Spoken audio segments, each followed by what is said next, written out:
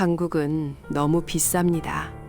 고작 배 몇 척 만드는데 30%나 더 달라고요? 우린 중국으로 갑니다. 당신들은 아웃이에요.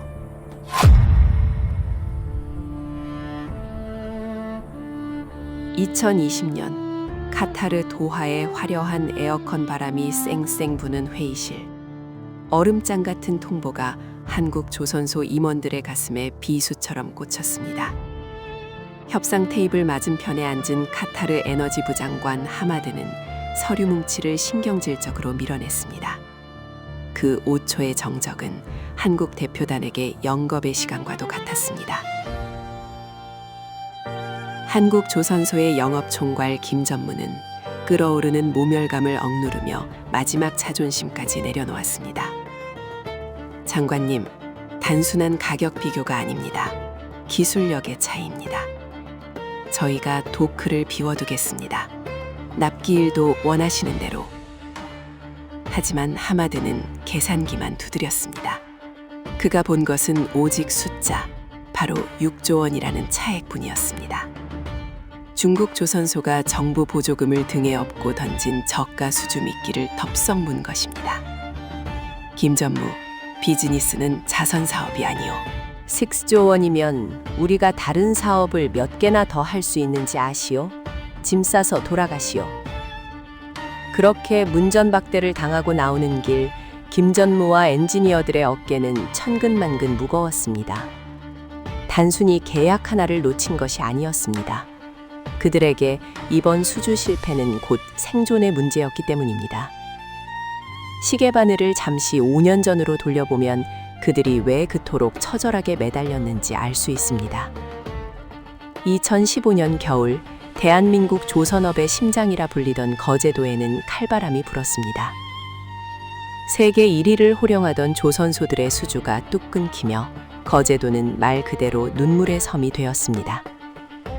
수만 명의 숙련공들이 하루아침에 해고 통보를 받았습니다. 평생 용접불꽃을 보며 살아온 가장들이 짐을 싸서 공장문을 나설 때 그들의 뒷모습은 폐잔병보다 더 처량했습니다. 불 꺼진 거제도의 밤거리, 소주 한 잔에 설움을 삼키던 가장들의 울음소리가 끊이지 않았습니다. 여보, 미안하다. 내 기술이 이제 필요 없단다. 가족을 먹여 살려야 한다는 가장의 무게가 짓눌러 오는 그 참혹한 겨울을 견뎌내고 간신히 살아남은 이들이 2020년 카타르행 비행기에 올랐던 것입니다.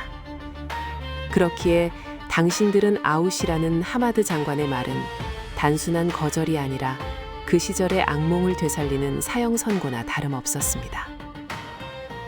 하지만 그때는 아무도 몰랐습니다. 계산기만 두드리며 한국 기술자들을 내쫓은 그 선택이 훗날 카타르에게 어떤 피눈물 나는 결과를 가져올지를 말입니다. 카타르의 도하 신도심 건설 현장, 그 뜨거운 모래바람 속에서 한국 기술자들이 짐을 싸서 떠나는 뒷모습은 단순히 인력의 교체를 의미하는 것이 아니었습니다. 그것은 현장을 지탱하던 거대한 규율과 신뢰라는 기둥이 뽑혀나가는 순간이었습니다. 새로 들어온 인력들은 전 세계 각지에서 모여든 소위 가성비 좋은 노동자들이었습니다. 카타르 발주처의 임원들은 엑셀 파일 속 줄어든 인건비 항목을 보며 샴페인을 터뜨렸을지 모릅니다. 그들이 보기에 건설이란 그저 도면대로 철근을 세우고 콘크리트만 부으면 되는 단순한 작업처럼 보였을 테니까요. 한국인들이 받던 급여의 절반, 아니 3분의 1 수준으로 채워진 수천 명의 노동자가 현장을 가득 메우자 겉보기에는 공사가 활기차게 돌아가는 듯 했습니다. 그러나 문제는 아주 사소한 곳에서부터 삐걱거리기 시작했습니다. 한국 기술자들이 있을 때는 상상조차 할 수 없었던 기본이 무너지기 시작한 것입니다. 한국인 특유의 그 끈끈한 조직력과 현장을 장악하는 카리스마는 돈으로 살 수 있는 것이 아니었습니다. 새로운 노동자들은 도면을 해석하는 능력부터 현격한 차이를 보였습니다. 복잡하게 얽힌 배관 설비와 초고층 빌딩의 하중을 계산하는 정밀한 시공은 단순히 망치질을 할 줄 안다고 해서 해결될 문제가 아니었습니다. 한국 기술자들은 1mm의 오차도 허용하지 않으려 밤을 새워가며 검측하고 또 수정했지만 새로운 이들에게 1cm의 오차는 그 정도면 괜찮다는 안일함으로 치부되었습니다. 현장의 언어 또한 바벨탑처럼 무너져 내렸습니다. 한국인 관리자들의 고함 소리가 사라진 자리는 서로 말이 통하지 않아 우왕좌왕하는 혼란스러운 소음으로 채워졌습니다. 빨리빨리를 외치며 공기를 단축시키면서도 품질을 완벽하게 만들어내던 그 속도전은 온데간데 없어졌고 엿가락처럼 늘어지는 공사기간은 하루가 다르게 비용을 증가시켰습니다. 가장 치명적인 것은 바로 책임감의 부재였습니다. 한국 기술자들은 자신이 맡은 구역에 대해 자존심을 걸고 일했습니다. 내 손을 거친 건물이 무너지는 것은 죽기보다 싫다는 장인 정신이 그들의 피 속에 흘렀습니다. 하지만 싼 값에 고용된 이들에게 이 현장은 그저 시간만 때우면 일당을 받는 곳, 그 이상도 이하도 아니었습니다. 문제가 생기면 서로에게 책임을 떠넘기기 바빴고 보이지 않는 곳의 마감은 날림으로 처리되기 일쑤였습니다. 결국 사단이 나고 말았습니다. 공사가 한창 진행되던 핵심 공정에서 치명적인 결함이 발견된 것입니다. 건물의 뼈대가 되는 철골 용접 부위에서 무더기 분량이 쏟아져 나왔습니다. 엑스레이 검사를 할 때마다 붉은색 불합격 판정이 줄을 이었고 이미 타설된 콘크리트 강도는 기준치에 미달했습니다. 그제야 카타르의 관리자들은 식은땀을 흘리며 깨닫기 시작했습니다. 자신들이 내쫓은 것은 비싼 노동자가 아니라 현장의 안전과 품질을 담보하던 보험이었음을 말입니다. 줄어든 인건비로 아낀 돈의 수십 배가 재시공 비용으로 펑펑 쏟아져 나가기 시작했습니다. 공사 기간은 이미 예정일을 훌쩍 넘겨버렸고 완공 지연에 따른 배상금 청구서가 눈덩이처럼 불어나 책상 위에 쌓여갔습니다. 화려한 마철로를 꿈꾸며 시작했던 프로젝트는 이제 거대한 애물단지로 전락할 위기에 처했습니다. 현장의 소장은 머리를 감싸쥐며 한국 업체에 다시 연락을 취해보라는 지시를 내렸지만 이미 떠나버린 버스는 손을 흔든다고 해서 다시 돌아오지 않았습니다. 한국 기술자들은 이미 다른 국가, 다른 현장에서 그 실력을 인정받으며 새로운 역사를 쓰고 있었기 때문입니다.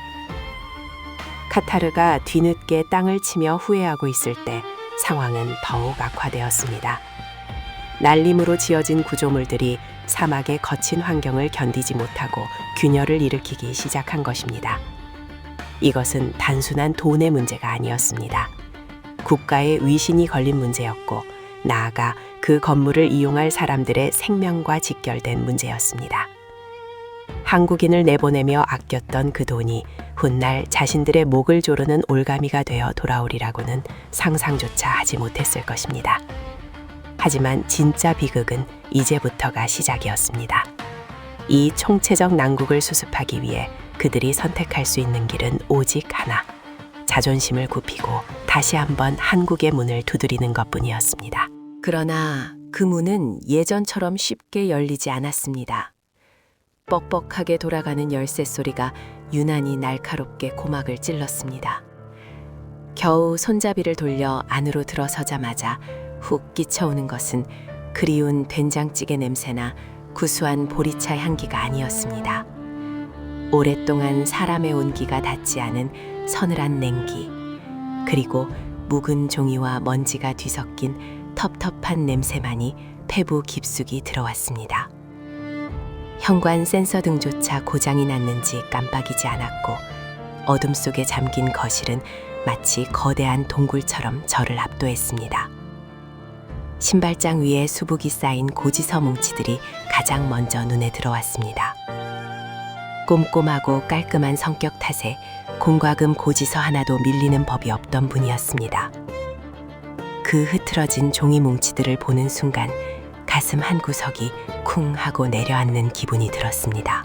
제가 밖에서 성공을 쫓아 바쁘다는 핑계로 전화를 미루고 명절에도 고작 돈 봉투 하나로 효도를 대신하려 했던 그 시간 동안 이 집의 시간은 고인물처럼 천천히 썩어가고 있었던 것입니다. 어머니, 저 왔습니다. 목소리를 가다듬어 불렀지만 돌아오는 것은 정막뿐이었습니다. 거실을 지나 안방문을 조심스럽게 열었습니다. 희미한 스탠드 불빛 아래 낡은 이불을 턱 밑까지 끌어덮고 누워 계신 어머니의 모습이 보였습니다. 제가 기억하던 당당하고 꼿꼿했던 여장부의 모습은 온데간데 없고 이불 밖으로 나온 앙상한 손목은 툭 치면 부러질 듯 위태로워 보였습니다. 인기척을 느끼셨는지 어머니가 천천히 고개를 돌리셨습니다. 하지만 그 눈빛은 제가 기대했던 반가움이나 원망 혹은 그리움이 담긴 눈빛이 아니었습니다. 마치 낯선 방문 판매원을 보듯 아니면 길을 잘못 든 행인을 보듯 건조하고 탁한 시선이 저를 훑고 지나갔습니다. 그 무심한 눈동자 속에는 아들이라는 존재가 들어설 자리가 없어 보였습니다. 심장이 덜컥 멈추는 것 같았습니다. 차라리 왜 이제야 왔느냐며 등짝이라도 후려치시거나 서러움에 복받쳐 우신다면 덜 힘들었을지도 모릅니다. 하지만 어머니는 저를 보고도 아무런 감정의 동요를 보이지 않으셨습니다. 그저 벽지의 얼룩을 바라보듯 무심히 시선을 다시 허공으로 돌리실 뿐이었습니다. 저는 떨리는 손으로 어머니의 손을 잡았습니다. 얼음장처럼 차가운 손이었습니다. 그제야 어머니의 시선이 제 손등에 머물렀습니다. 입술이 달싹거리기에 귀를 가까이 댔습니다. 제 이름을 불러주실까, 밥은 먹었냐고 물어주실까 내심 기대했습니다. 그러나 어머니의 입에서 나온 말은 제 예상을 산산이 조각내고 말았습니다. 누구세요? 그 짧은 한마디가 비수처럼 가슴에 박혔습니다. 머릿속이 하얗게 변하며 아무런 생각도 나지 않았습니다. 치매라는 단어를 뉴스나 드라마에서 숱하게 봐왔지만 그것이 내 어머니의 일이 될 것이라고는, 그리고 하필이면 가장 자랑스러워했던 아들인 저를 지워버리는 형태로 나타날 것이라고는 상상조차 하지 못했습니다. 방바닥에 무릎을 꿇고 앉아 어머니의 손을 잡은 채 저는 한참을 말을 잇지 못했습니다. 방 한쪽 구석에는 제가 작년 생신 때 보내드린 안마 의자가 포장 비닐도 뜯지 않은 채 덩그러니 놓여 있었습니다. 사용법이 복잡해서 쓰지 못하신 건지 아니면 아들이 사준 물건이라 아까워서 못 쓰신 건지, 그것도 아니면 이미 그때부터 기억의 끈을 놓고 계셨던 건지 알 수 없었습니다. 그 거대한 기계 덩어리가 마치 저의 무관심을 비웃는 흉물처럼 느껴졌습니다. 돈이면 다 되는 줄 알았던 저의 오만함이 바쁘다는 핑계로 외면했던 시간들이 부메랑이 되어 돌아와 제 목을 조르는 듯 했습니다. 그때였습니다. 어머니가 갑자기 몸을 일으키시더니 장롱 쪽을 가리키며 웅얼거리셨습니다. 무언가 찾는 것이 있는 듯 간절한 손짓이었습니다. 저는 서둘러 장롱문을 열었습니다. 퀴퀴한 나프탈렌 냄새와 함께 오래된 옷가지들이 쏟아질 듯 쌓여 있었습니다. 어머니는 손을 휘저으며 옷가지들 틈새에 숨겨진 낡은 상자 하나를 가리키셨습니다. 색이 바래고 모서리가 해진 제가 초등학교 때 쓰던 과자 상자였습니다. 떨리는 손으로 상자를 열자 그 안에는 꼬깃꼬깃한 지폐 뭉치와 빛바랜 사진 몇 장, 그리고 제가 군대에서 보냈던 편지들이 들어 있었습니다.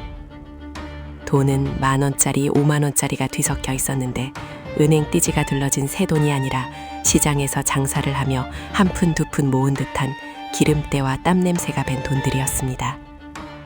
그리고 그 위에 삐뚤빼뚤한 글씨로 쓴 메모지가 한 장 붙어 있었습니다.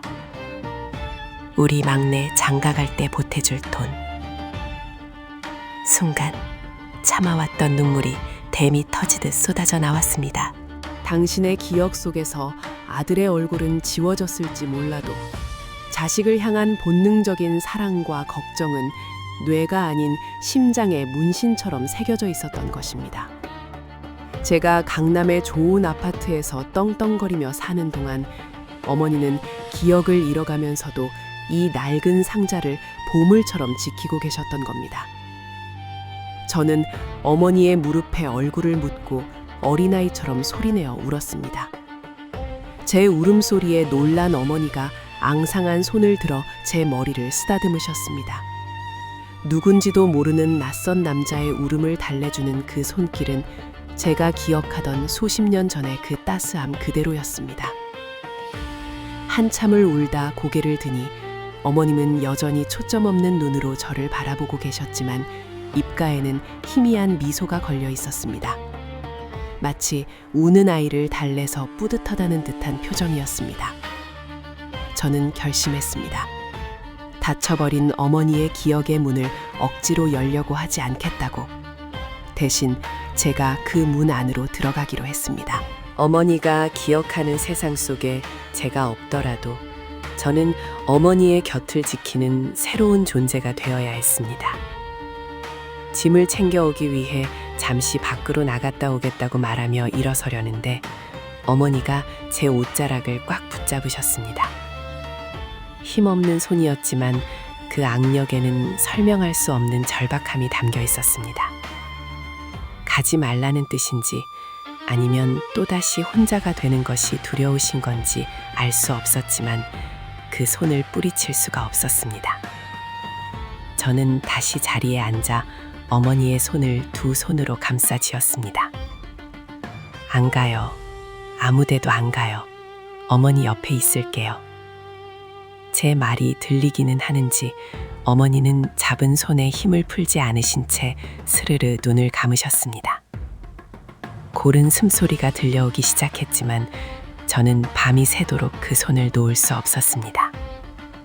창밖에는 겨울바람이 매섭게 불고 있었지만 어머니와 제가 있는 이 작은 방 안만큼은 뒤늦게 찾아온 슬픈 온기로 가득 채워지고 있었습니다. 그리고 다음 날 아침, 저는 부엌에서 들려오는 달그락거리는 소리에 잠을 깼습니다. 분명 저 혼자뿐이어야 할 집에서 들리는 낯선 소음이었습니다. 비몽사몽간에 거실로 나가보니 믿을 수 없는 광경이 펼쳐지고 있었습니다. 어두컴컴한 거실 한 구석, 평소 제가 귀중품과 인감을 보관해두던 고가구 서랍장 앞에 두 사람의 그림자가 어른거리고 있었습니다. 희미한 스탠드 불빛 아래 드러난 얼굴은 다름 아닌 제 큰아들과 며느리였습니다. 낮에는 그토록 효심 깊은 척하며 제 비위를 맞추던 며느리의 얼굴에는 짜증과 초조함이 가득했고 아들은 무언가에 홀린 듯 서랍 속 서류 봉투들을 거칠게 뒤적이고 있었습니다. 심장이 쿵 하고 내려앉는 것 같아 숨조차 제대로 쉴 수 없었습니다. 저는 방문 틈에 몸을 숨긴 채 떨리는 손으로 입을 틀맞고 그들의 대화에 귀를 기울였습니다. 여보, 확실히 여기 있는 거 맞아? 아버님이 저번 주에 등기권리증 꺼내보시는 거 내가 봤단 말이야. 며느리의 목소리는 날카로웠습니다. 아들은 이마에 맺힌 땀을 훔치며 신경질적으로 대답했습니다. 아이, 좀 조용해. 아버지 깨시면 어쩌려고 그래. 분명 여기 두셨는데 이상하네. 그나저나 요양병원 수속은 확실히 해둔 거지? 이번에 건물 명의만 넘겨받으면 바로 모셔야 해. 더 이상은 우리도 한계야. 순간 머릿속이 하얗게 변하며 다리에 힘이 풀릴 뻔했습니다. 요양병원이라니. 저들이 뒤에서 꾸미고 있던 일이 고작 제 재산을 가로채고 저를 고려장 지내듯 내쫓는 것이었단 말입니까? 평생을 바쳐 키운 자식과 딸처럼 여기며 아꼈던 며느리였습니다. 겉으로는 저를 위해 보약을 지어오고 매일 안부 전화를 하던 그들의 행동이 모두 이 순간을 위한 연극이었다는 사실에 치가 떨렸습니다. 배신감보다 더 큰 것은 참담함이었습니다. 내 피와 살을 나눈 자식이 돈 앞에서 부모를 짐짝 취급한다는 사실이 가슴을 후벼 팠습니다. 찾았다! 이거야! 아들이 낮은 탄성을 내지르며 누런 서류 봉투 하나를 집어들었습니다. 며느리의 얼굴에 화색이 돌며 서둘러 봉투를 낚아채 내용을 확인했습니다. 그래, 이거네. 인감 도장만 있으면 내일 당장 법무사 사무실 가서 처리할 수 있어. 아버님 치매 기운 있다고 진단서 끊어놓은 거 있지? 그걸로 밀어붙이면 돼. 정신 오락가락하실 때 증여받았다고 하면 그만이니까. 치매라니요. 저는 멀쩡했습니다. 가끔 건망증이 있긴 했지만 제 정신은 누구보다 또렷했습니다. 그들은 멀쩡한 아비를 치매 노인으로 몰아세워 재산을 강탈할 계획을 세우고 있었던 것입니다. 당장이라도 뛰쳐나가 호통을 치고 뺨이라도 올려붙이고 싶었지만 저는 가까스로 분노를 억누르며 주먹을 꽉 쥐었습니다. 지금 나가서 소란을 피워봤자 그들은 변명으로 일관하거나 오히려 더 강압적으로 나올지 모릅니다. 저들이 이미 제 정신 상태를 문제 삼을 준비까지 마쳤다면 감정적인 대응은 오히려 제게 불리하게 작용할 것이 뻔했습니다. 저는 짐승 같은 그들의 탐욕스러운 눈빛을 뒤로하고 소리가 나지 않게 조심스럽게 발걸음을 옮겨 다시 침실로 돌아왔습니다. 침대에 누웠지만 심장은 터질 듯이 요동치고 온몸은 사시나무 떨듯 떨려왔습니다. 천장을 바라보는 제 눈에서는 하염없이 눈물이 흘러내렸습니다. 슬픔의 눈물이 아니었습니다. 그것은 뼈아픈 후회와 처절한 배신감이 만들어낸 피눈물이었습니다. 뜬 눈으로 밤을 지새우며 저는 천장 무늬를 세고 또 세며 마음을 다잡았습니다. 이대로 당하고만 있을 수는 없었습니다. 호랑이 굴에 들어가도 정신만 차리면 산다고 했습니다. 내 집 안방에서 내 자식들에게 사냥감이 될 수는 없는 노릇이었습니다. 다음 날 아침 식탁에 앉은 저를 맞이한 것은 평소와 다름없는 며느리의 상냥한 미소였습니다. 아버님, 안색이 좀 안 좋으세요? 어제 주무시는데 불편하셨어요? 제가 북엇국 시원하게 끓였으니 이거 드시고 기운 차리세요. 그녀가 건네는 국그릇을 받아드는 제 손이 미세하게 떨렸습니다. 어젯밤에 그 표독스러운 얼굴은 온데간데 없고 다시 천사 같은 가면을 쓴 며느리를 보니 소름이 끼쳐 구역질이 날 지경이었습니다. 맞은편에 앉아 밥을 먹는 아들 녀석은 제 눈을 피하며 헛기침만에 대고 있었습니다. 그래, 밤새 꿈자리가 사납더구나. 도둑이 들어 집안을 쑥대밭으로 만드는 꿈을 꿨어. 제가 짐짓 아무렇지 않은 척 툭 던지자 며느리의 숟가락질이 잠시 멈칫했습니다. 아들은 국물을 들이키다 사레가 들린 듯 콜럭거렸습니다. 아유, 아버님도 참 꿈은 반대라잖아요. 좋은 일 생기시려나 봐요. 며느리가 애써 웃으며 상황을 넘기려 했습니다. 저는 묵묵히 밥을 한술 뜨며 속으로 차가운 비소를 머금었습니다. 그래, 좋은 일이 생기겠지. 하지만 그게 너희들이 바라는 그런 일은 아닐 것이다. 식사를 마친 후 아들 내외가 출근 준비로 분주한 틈을 타 저는 안방에 있는 금고가 아닌 베란다 화분 밑 깊숙한 곳을 확인했습니다. 그들이 가져간 서류는 가짜였습니다. 혹시나 하는 마음에 몇 년 전 복사해둔 사본과 중요하지 않은 서류들을 섞어 서랍장에 넣어두었던 저의 노파심이 신의 한 수가 된 것이었습니다. 진짜 등기 권리증과 인감은 제 낡은 양말 서랍 깊숙한 곳, 짝이 맞지 않는 양말 뭉치 속에 고스란히 들어있었습니다. 저는 떨리는 손으로 휴대폰을 꺼내 들었습니다. 그리고 평생을 믿고 의지해온 이제는 은퇴하여 낙향한 옛 친구이자 유능한 변호사였던 김영감에게 전화를 걸었습니다. 신호음이 몇 번 가기도 전에 친구의 걸걸한 목소리가 들려왔습니다. 여보게, 이 아침부터 웬일인가? 저는 낮고 단호한 목소리로 말했습니다. 전에 오늘 좀 서울로 올라와 줘야겠네. 내 급히 처리해야 할 일이 생겼어. 유언장을 다시 써야겠네. 아주 철저하고 잔인하게 말이야. 전화를 끊고 옷을 갈아입으려는데 문 밖에서 며느리의 통화 소리가 희미하게 들려왔습니다. 네, 원장님. 오늘 오후에 모시고 갈게요. 네, 서류는 다 준비됐고요. 방은 특실 말고 그냥 일반실로 해주세요. 어차피 오래 못 사실 것 같은데 돈 쓸 필요 없잖아요. 그 뻔뻔한 목소리에 마지막 남은 미련조차 연기처럼 사라졌습니다. 저는 거울 속에 저를 노려보았습니다. 주름진 얼굴, 백발이 성성한 노인이 서 있었지만 눈빛만은 30년 전 사업을 일으킬 때처럼 형형하게 빛나고 있었습니다. 이제 전쟁은 시작되었습니다. 부모를 기만하고 천륜을 저버린 대가가 얼마나 혹독한지 뼈저리게 가르쳐줄 시간이 다가오고 있었습니다. 저는 지팡이를 고쳐 잡고 굳게 닫힌 방문을 향해 천천히 걸음을 옮겼습니다. 손잡이를 돌리자 낡은 경첩이 비명 같은 소리를 내며 돌아갔습니다. 뻑뻑한 문이 열리자 방 안의 공기가 무겁게 내려앉아 있는 것이 느껴졌습니다. 창문으로 들어오는 희미한 저녁빛 속에 아내가 등을 돌린 채 앉아 있었습니다. 인기척에 놀란 듯 아내의 굽은 어깨가 크게 들썩였습니다. 그녀는 황급히 무언가를 이불 밑으로 밀어넣으려 했지만 당황한 손놀림은 제 눈을 피하기에 너무 느렸습니다. 거기 숨긴 게 뭐요? 제 목소리는 생각보다 메마르고 떨리고 있었습니다. 아내는 아무 말 없이 고개를 숙인 채 파르르 떨리는 손을 무릎 위에 모았습니다.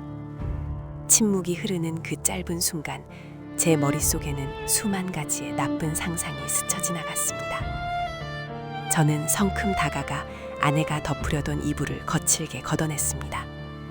그곳에는 낡은 노트 한 권이 덩그러니 놓여 있었습니다. 제가 평생을 바쳐 일궈온 회사 장부도 몰래 숨겨둔 비상금 통장도 아니었습니다. 그건 아이들이 초등학교 때 쓰던 겉표지가 다 낡아버린 색바랜 공책이었습니다. 노트를 집어든 제 손이 멈칫했습니다. 펼쳐진 페이지에는 삐뚤빼뚤한 그러나 정성을 다해 꾹꾹 눌러 쓴 아내의 글씨가 가득했습니다. 오늘은 영감이 좋아하는 된장찌개를 끓였다. 간이 안 맞는다고 타박을 했지만 그래도 국물까지 다 비웠다. 다행이다. 영감이 오늘부터 지팡이를 짚기 시작했다. 그 뒷모습이 너무 작아 보여서 마음이 아프다. 내가 더 건강해야 그를 부축할 텐데.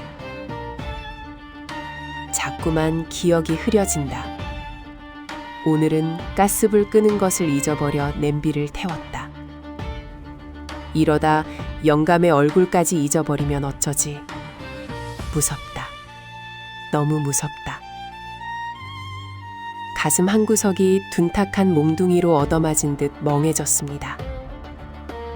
아내가 방문을 걸어 잠그고 홀로 싸우고 있었던 것은 제가 의심했던 배신이나 비밀이 아니었습니다. 그것은 저를 잊지 않기 위한, 그리고 저에게 짐이 되지 않기 위한 처절하고도 외로운 몸부림이었습니다. 저는 들고 있던 지팡이를 바닥에 툭 떨어뜨렸습니다. 지팡이가 바닥에 부딪히는 소리가 정적을 깼습니다. 저는 천천히 무릎을 꿇어 아내의 눈높이를 맞췄습니다.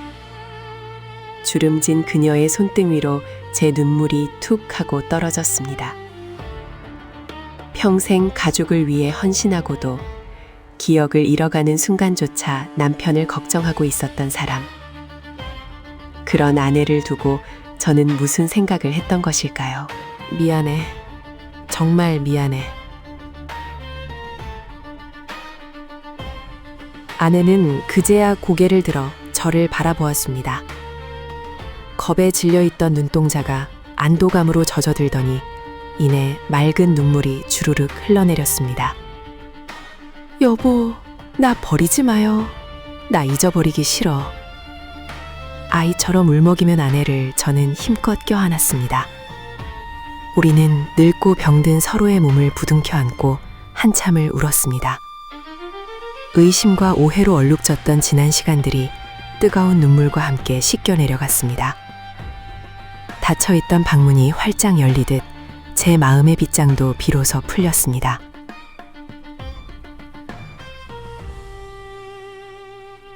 방문을 나설 때 저는 더 이상 혼자가 아니었습니다.